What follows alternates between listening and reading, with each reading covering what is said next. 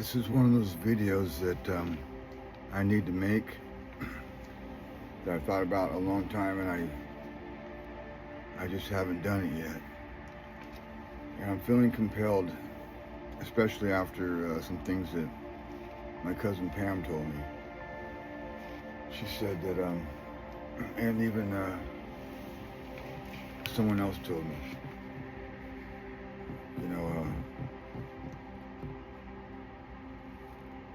even though you may feel a certain way about a certain religion or whatever, when you talk bad about it, it doesn't do you any good.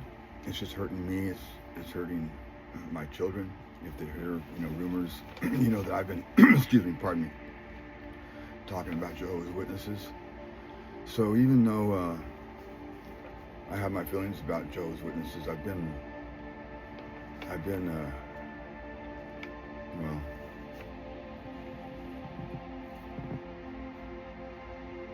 an asshole. I have anger issues, and I had a stroke, after being homeless 3 years, and I don't want to cause myself any more karma, by all the crap I do. So I want to clear the air here, and I think it's only fair that I read a letter that my boys, Daniel and Michael Blasingame, by the way, they are the real theocratic heroes who do those jingles, and they're really good kids. We're pretty musically inclined. I am, and my boys are. I used to ride motorcycles, and they wanted to ride motorcycles, and I felt bad that I couldn't let them ride motorcycles because it's so much fun. My dad let us ride them, but we were able to ride them every day, and I was fearful of my kids riding them on the weekends or something like that, because they're not practicing every day.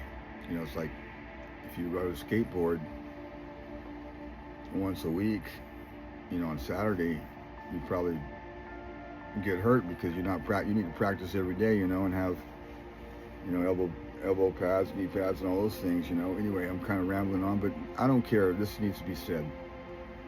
So bear with me, please. This is a good letter. If you will listen to it all the way. If you click off too quick, then my ranking goes down on the videos. But please, this is something here that I want to share that's really important.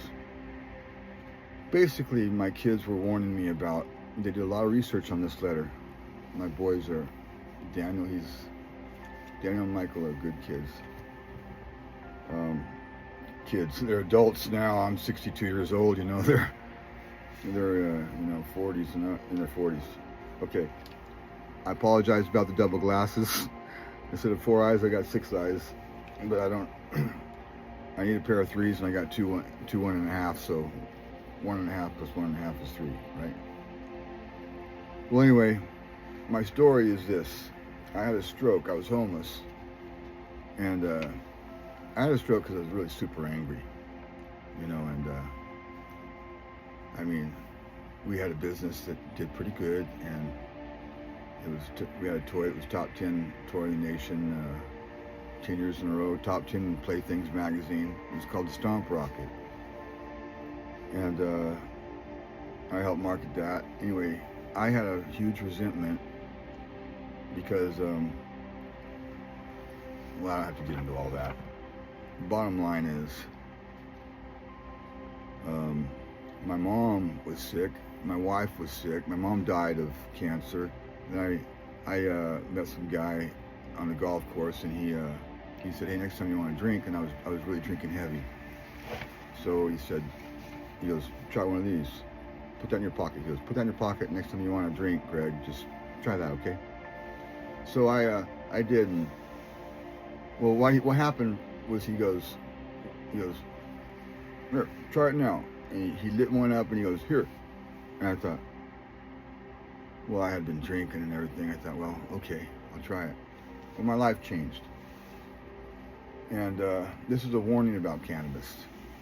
You can think things are real that are not real sometimes, and I had too much. Well, someone told me that it was laced with something, so I haven't had that experience again.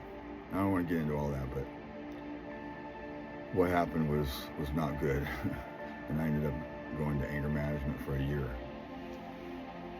But I had visions, thought I went up on a spaceship and all kinds of crazy stuff, So what I hear is that it might have been laced with something, and so you never know. You got to be careful what you do.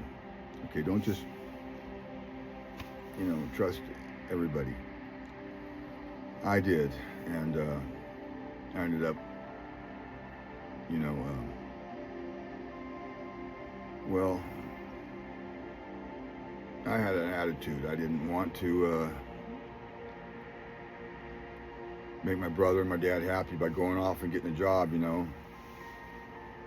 So I lived in a tent, in a tent down by the river, a van down by the river. I didn't have a van. I had a Prius. And I lived in that Prius, and I went to Venice Beach, and I played, and I had a lot of fun playing. That's all I did was I played my ukulele, and one day I had a friend named Brandon, and he's a Native American, and he was raised a Jehovah's Witness too. He was no longer going, but he was a good friend of mine. And one day I told him, this was after my first wife had left, because I was smoking cannabis, and I told her that I was anointed and all these things, and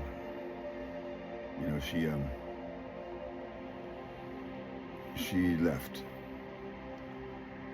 Well, with Brandon, I said, hey Brandon, I need to be able to trust somebody. I just feel like I can't trust anybody. I want to do an exercise. I want to blindfold myself, and I want you to walk me all around town. So I was living in Grover Beach. I was living in 420 Elm Street, 93420 zip code. All the 420s lining up. My mother's maiden name was Hemphill. I'm thinking, wow, this is magical. I've got a calling for cannabis. So I went by Cannabis Witness. And I acted crazy out there singing, every day.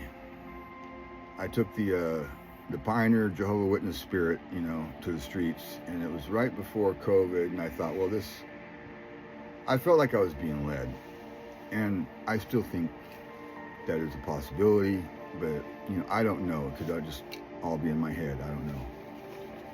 Look, I got a pelican going on my head. I took that picture at Moa Bay. You should see this one up here. It's a lightning strike. It's really cool. Anyway, I'm getting off here. Well, this is for my boys, Daniel and Michael, when I was after I had my stroke, and then I went back to the homeless shelter in San Luis Obispo. My insurance paid for it, and it was Medi-Cal, I think. Anyway, I can't remember. I'm the long comment giver. You can see, okay, they did that song, Mr. Long Comment Giver. No. Here's the Mr. Long Comment Giver guy. When you cover the whole paragraph, well, that's me. Okay, I was a microphone handler too. And that's all I ever made it up to, was a microphone handler. I never wanted to be a minister or an elder. I just didn't have it in me. Anyway, I want to apologize to all the witnesses on the street in San Luis Obispo County, that, especially my brother. I yelled at my brother. I yelled at a few brothers and sisters out there. I was angry. So if you end up, quitting alcohol and doing cannabis, it does help you with the pain. But don't let it go to your brain, because I did. And this is a warning. Here's what cannabis does. It magnifies who you are. So be careful with that. Bob Marley says, you know, it shows you who you are, and that's true. So if you're an asshole, you better be careful. And I'm an asshole. Everyone has one, right? Okay. So anyway, this is for Daniel and Michael. I might get a little emotional. It's not easy to read this. But I need to do it. Dad, we put this together so you will understand the help we are willing to offer and what kind of relationship you can expect to have with us. Why are we willing to help you? Hey, good question. We love you. We recognize our spiritual and moral obligation to assist our parent. I'm sorry to say, their mother, she passed away. And I thought that she could have made it if she had cannabis, and the husband that she was married to at the time, his name was Bruce. He was a cannabis advocate, and I thought, well, there you go. You know, God tried to save her. He grew it. He told me he grew it in the mountains. You know, I'm getting off. And at that time, I didn't know anything about cannabis. Never smoked it. He called me up one day and he says, "Hey, Greg." No, she called me up. Robin called me up and said, "Bruce wants to talk to you." I said, "Why?" "Oh, okay. Well, he's got a game he wants to tell you about." So he gets on the phone and, "Hey, how you doing? This is Bruce." "Hey, Bruce, how you doing?" Long comment giver guy here. I just got off. Okay, I'm just going to go with it. So he said, "Do you like cannabis?" I said, "What?" "Marijuana." "What are you talking about?" "Well, I'm a Jehovah's Witness, but I'm a grower too. I grow up in the mountains and I backpack and I grow it." And I'm going, "Oh my God, she left me for drinking for a drug addict." You know, I had that mentality back then. And I don't consider it a drug, but you know, alcohol is the worst drug. I was homeless on the street for 3 years. Alcohol really is the worst drug out there, people. I can tell you. That's how I see it. Because you drink too much, you still think you're okay, you know, and you just do stupid. The difference, I can't explain it. Teenagers or people that just turned 21, I've heard so many horrible stories about, you know, people getting killed by alcoholics. But you don't hear that, you know, vice versa about the cannabis. And I'm just not saying it's okay to smoke it and drive. I did, and the Morro Bay police, they grabbed me, snagged me, and they held on to me for a while, gave my car back to my dad and said, "You smoke too much cannabis." Thank you, Morro Bay police. I did. I was, and I still do. Today I've smoked less. I'm running out. But anyway, so I thought, well, okay, I need to do this. Let me start over. Why are we willing to help you? We love you. We recognize our spiritual and moral obligation to assist our parent regardless of whether or not you are disfellowshipped. We appreciate the care you gave in raising us, and we will help to make sure that you are provided for now. If you want our help, there will be some reasonable expectations to receive our help. What are our goals in helping you? Help you improve physical health, help you improve mental health, keep you off the street, having shelter and food. See, I had a stroke when I was on the street. Why is abstaining from cannabis an important part of our support? I did that. 2 years. Took gabapentin, and man, I was in pain, but I did it for my kids. But anyway, why is abstaining from cannabis an important part of our support?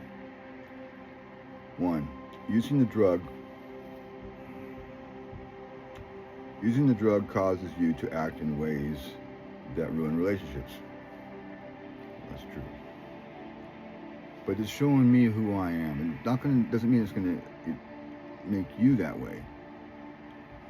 But it magnified who I was and who I am, okay? Jesus said it's not what goes into a person that defiles him, it's what comes out of him. That's what I think is true with anything you do. You know, it's not what goes into you, it's what comes out of you. And if you take something like a magnifying glass, cannabis is a magnifying glass. It takes away the pain and, hey, be who you want to be. Hey, what do I want to be? Long comment giver, here you go. Using the drug, herb I like to call it, plant, tree of life, tree of knowledge. Using the tree of knowledge, using the drug causes you to act in ways that ruin relationships. Your living on the street is a direct result of using cannabis.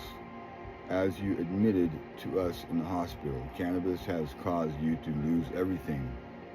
If you don't get off the cannabis, you will never stay off the street. Well, there's a curse. I reject that thought. I do not consent to that thought. Okay. Using the drug has ruined your mental health. Was I ever mentally healthy? I was scared of dying. And Hebrews chapter 2 verses 14 and 15 says,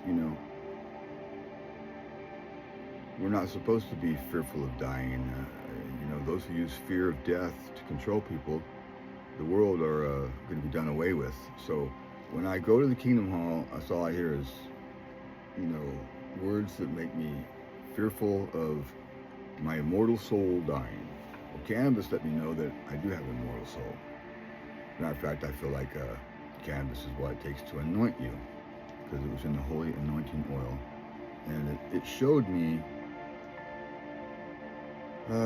It's hard to explain it, It's just hard. I'm not promoting it. I'm just telling you, use your caution, because if you're an asshole, it's going to magnify it. But if you're a nice guy, musician or whatever, the music just sounded great. Food tastes good. One time I was at a bus station and I missed the bus. The guy who was a bus company employee had a car there. He was checking on the bus drivers and everything. He says, "Hey, I missed the bus." He goes, "Come here. Where you going? You need a ride?" I go, "Yeah." He goes, "You going to the cannabis dispensary, right?" I'm like, "How's this guy know that?" Well, because that's who I was. I was like, cannabis witness. He says, "Get in the car, I'll take you." So we get in the car, and he says, "I don't smoke it anymore, but it saved my life." He says, I was taking chemo. I don't know if he said he didn't smoke anymore. I don't think he did, because he was working there and they're not allowed to. He said he couldn't eat. He couldn't eat. He was dying. His brother came over and said, "Hey, take some of this." And he was able to eat. So Trump's right, it has medical benefits, and it does make you go, man. It makes food taste really, really good. It makes music sound really good. The first time you take it, it may make all the colors in the world just look, high definition. Long comment giver is sidetracked again. I gotta read this letter. Using the drug causes you to act in ways that ruin relationships. You're living on the street is a direct result of using cannabis. As you admitted to us in the hospital, cannabis has caused you to lose everything.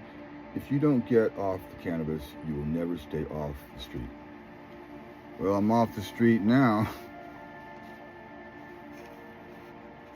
Barely. I lost another relationship. I don't know what to think about that. It's very painful. I go through ups and downs, and I'm very grateful to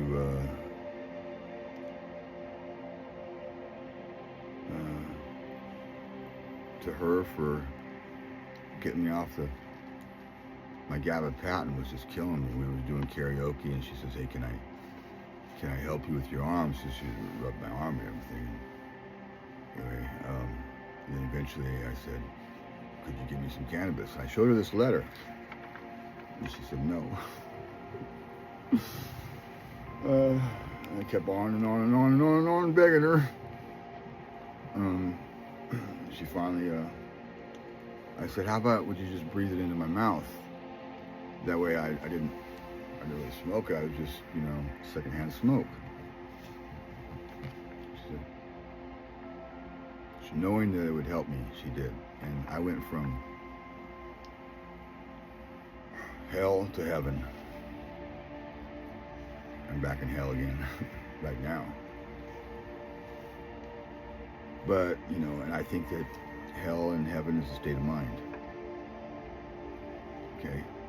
I believe in reincarnation now. I think that the Buddhists are correct, The Jews, they believe in reincarnation, but it's not taught in the Bible. It's taken out of the Bible. And she knows a lot about Judaism.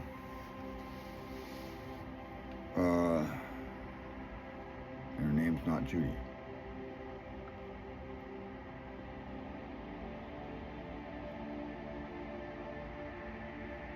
Sorry. Be with you in a minute.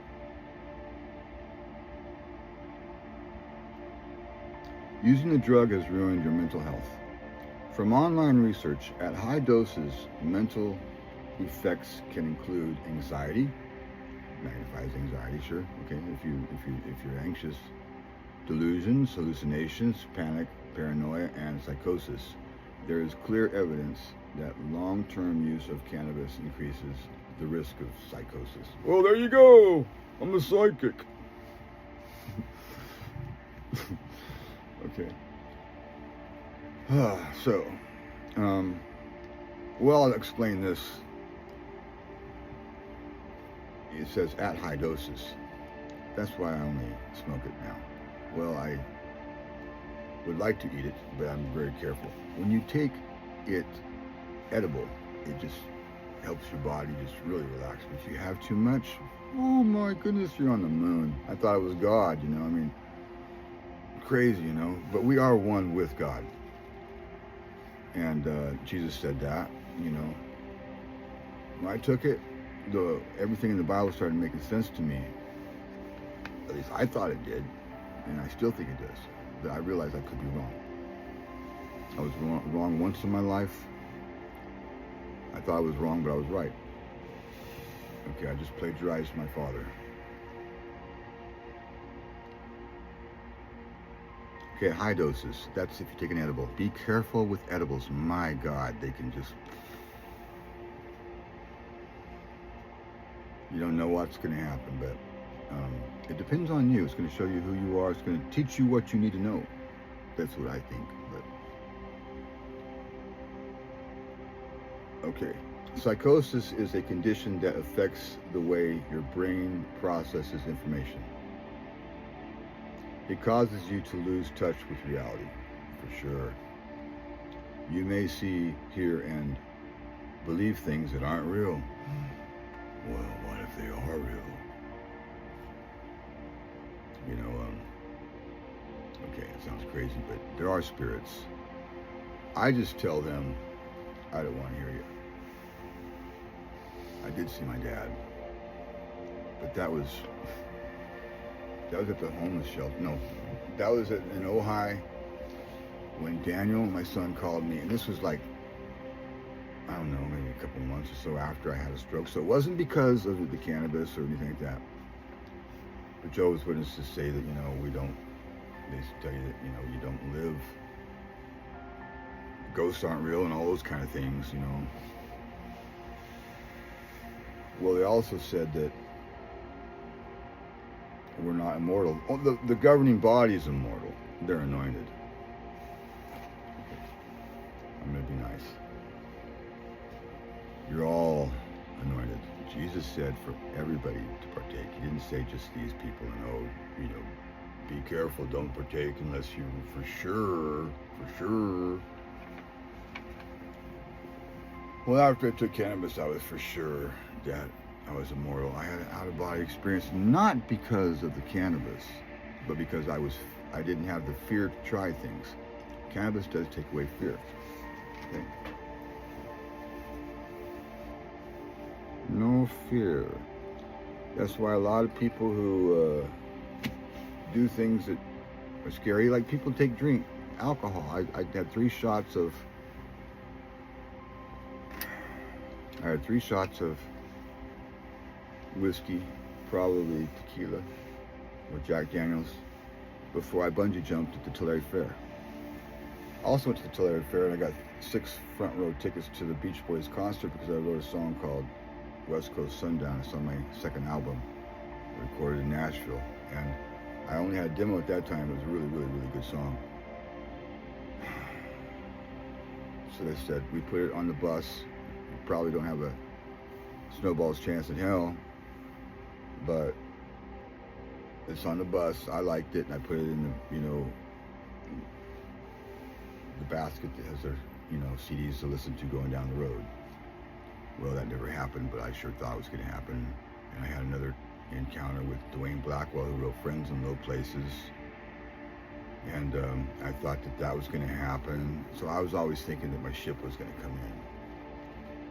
So, those who wait forever for ships that don't come in. My ship did come in, but someone else sailed it off. I was everybody listen to me and return me my ship. I'm your captain, even though I'm mighty sick. I can't help myself. You can't do this at the Kingdom Hall. You can't really be yourself, That's why I never really gave talks. You gotta stick to the outline. Okay, the outline. At high doses, edibles. That's why I took it. And that's what they did in the holy temple that Moses was in. He wasn't eating, he might have been eating edibles, but they always was burning, the incense. And it was in it. Look up Cannabis in the Bible. The hidden story of Cannabis in the Bible on YouTube. The hidden story of cannabis in the Bible on YouTube. At high doses, mental effects can include anxiety, delusions, hallucinations, panic, paranoia, and psychosis. There is clear evidence that long-term use of cannabis increases the risk of psychosis. Psychosis is a condition that affects the way your brain processes information. It causes you to lose touch with reality. You might see, hear, and believe things that aren't real.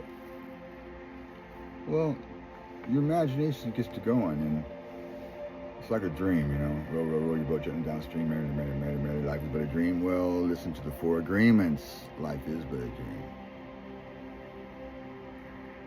I love the 4 agreements. It's a great book by Don. I should remember his name. I don't know. Look it up. You can listen to the audio online. I like the one that you can get off of Audible with Peter Wolf reading it.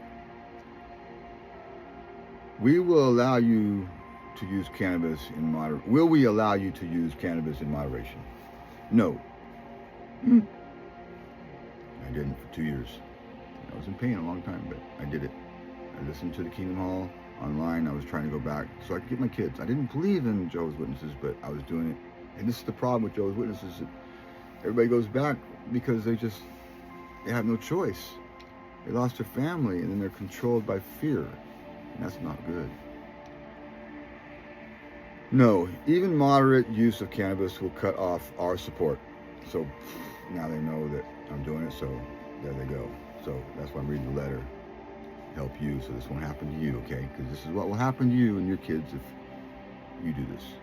If you act crazy like I did. And if you are an asshole, you better not take it. Well, maybe you. Never mind. Be careful. Don't eat edibles. Too much of them. Okay, I'll shut up. No. Even moderate use of cannabis will cut off our support.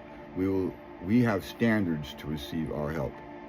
When we lived under your roof and you provided for us as your children, I was a strict daddy. Okay. You had standards for us. You had standards for us. Okay, I had a stroke. I feel like my face is hanging down here, if I can see it, it's not, but it feels that way. I feel numb on this whole right side. Okay, here's a tip. Commercial. It's a Truman Show. This is a favor for you. I'm not trying to sell this, but this is magnesium oil. Pure magnesium oil spray. Okay, I got it on Amazon for like $10. This stuff is miracle stuff. My hand, see, this I couldn't open it. Put this stuff on your skin. Magnesium oil, like it hurts right now, and it helps. Eventually I'll be playing my ukulele again, my guitar. I am trying to heal. I couldn't even walk. Okay, so there you go.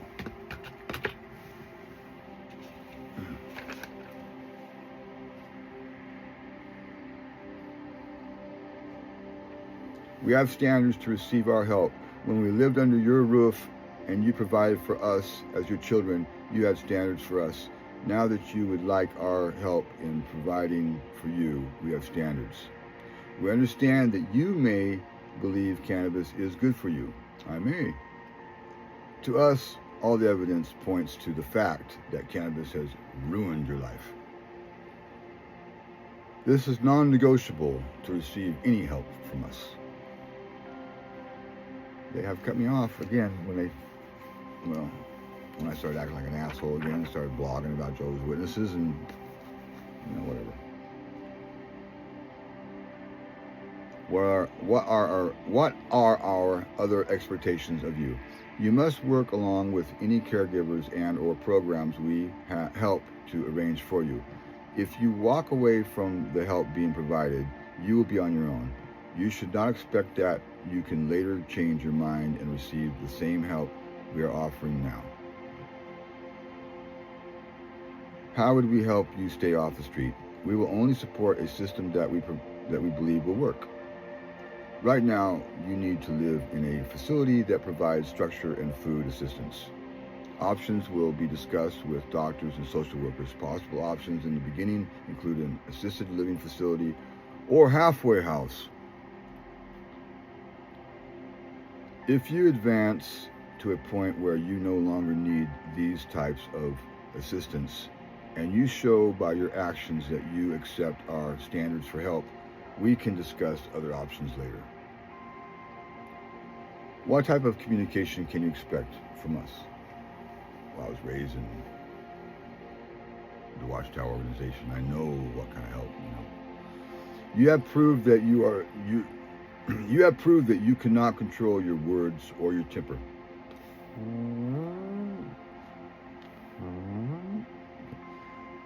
True, okay. So we must, this is very humbling, so we must drastically reduce our communication with you. If you accept, I hadn't talked to him the whole time I was on the street. I don't know what it's saying drastically, reduce, but maybe that's because of going to see me in the hospital, I guess, up there at Ojai.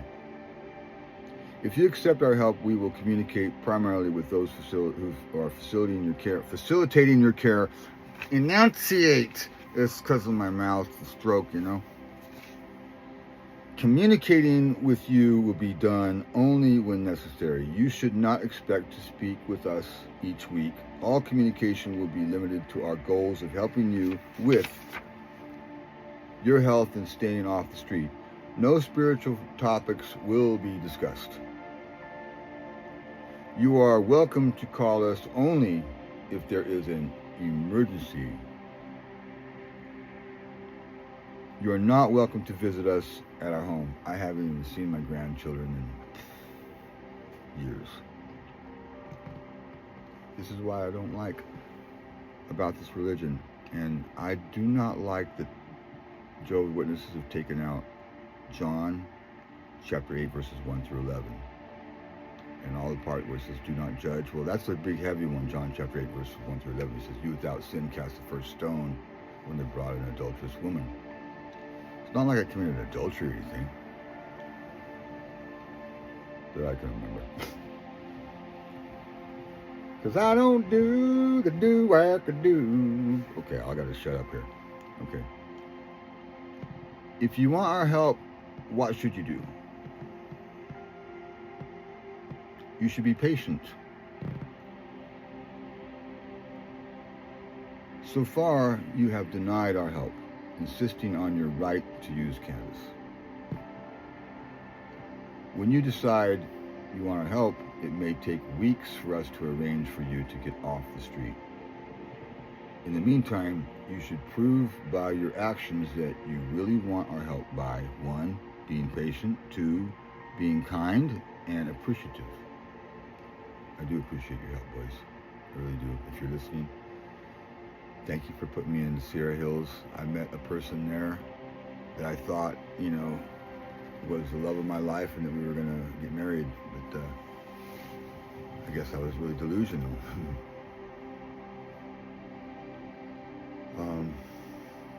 Because she kicked me out. She was a good person. I was blessed to experience her perspective on life and her stories and all those things. It's just I believe, in astrology. I'm a Leo. She is a Scorpio. Of course, my kids would think this is crazy, but man, it pegs me. It pegs her. So, I believe that astrology is like one of the ancient religions. And the truth is that, the Word is God, and that means your Word manifests things. And what Cannabis let me see is that it's a magical world, and what you say can happen. It is like a dream. You ever try to go back and dream that dream? Yeah, I listened to Seth Speaks. It opened my mind to where I wasn't fearful, like, being controlled by a religion that made me scared to die. I wasn't scared to die anymore. And I was scared of dying my whole life. When my son called me up and said, "Dad, your dad has passed away. Sorry to tell you, your dad's passed away." Well, he was standing right in front of me and he goes, I'm like, of course at that time I still wasn't, I didn't believe that those things were possible. But when he did this, and the whole time I was in there, this guy named Jesse, looked just like my dad, in a wheelchair, watching me. I wasn't delusional. I walked up to him and I said, "You look like my dad. Are you my dad?" He goes, "I don't know." I said, "Did you play football in high school?" He says, "Yeah." I says, "Were you really good?" Because they went all the way to the championship. I said, "Yeah." I go, "Do you ride motorcycles?" "Yeah, I did." So anyway, it was like too much. Sometimes it can be too much. And then when my son said that, your dad passed away, he raised his hand right when my son said that. That's pretty weird. And I've been telling, my family here, yeah, I saw my dad. So imagine if paradise was real. How would it be? You can't do anything because you're afraid you're going to die. You can't go skydiving, you can't go mountain climbing, those people who are skydiving and mountain climbing, they don't believe. Well, see, I think that Tesla said that the world is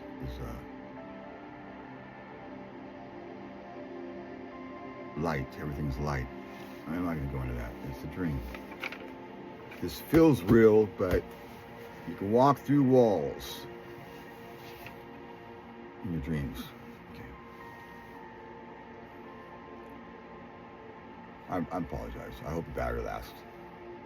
You should be patient. So far, you have denied our help, insisting on your right to use cannabis. When you decide you want our help, it may take weeks for us to arrange for you to get off the street. In the meantime, you should prove by your actions that you really want our help. 1, be patient. 2, be kind and appreciative. 3, abstain from alcohol. That was easy when I had cannabis. I didn't want it. I pulled my head out of my ass on that one. Finally, after 20 years, 15 years AA. Abstaining from alcohol, cannabis, and all mind-altering illegal substances. Well, it's not illegal anymore. I wonder if it changed their mind. My son's an elder. Does he let everyone else do it, but Daddy can't? I don't know. What will it take to become a part of our lives again? Our relationship with Jehovah is most important. Whole different subject there. Look up, did Jesus worship Yahweh? Okay, I'm going off. Did Jesus worship Yahweh by Paul Wallace on YouTube. Our relationship with Jehovah is most important. Well, I went off on that. I had my camera going and my Prius. And I was saying, Jehovah's Satan, Jehovah's Satan. You know, Jesus said, who of you, if your child asked for food, would give him a snake? Well, Jehovah did. And he said, you worship a manslayer. Jehovah's a manslayer. He told that to the Israelites, you know, you worship the devil. That's a heavy thing. See, when I took cannabis, I was like, I got scared, you know, of what I believed in. Our relationship with Jehovah is most important. I know. It was to me too. You have greatly offended our God, the true God, your life giver. We will not be friends with someone who disrespects our greatest friend. Well, my greatest friend's son is Jesus Christ. When you prove over much time that you are truly sorry, over much, it's been a lot of time, and when it is clear to us that Jehovah has forgiven you, I mean the governing body, we will let you back into our life. To begin the road to forgiveness, you must understand how greatly you have offended Jehovah. And you must understand that true repentance is, see the October 2021 study edition of Watchtower. The road back into our lives is a long one, but it is possible for you if you truly want help. You should reach out to your congregation elders. Okay, much love. That's it. I love you, Dan Michael. Peace out.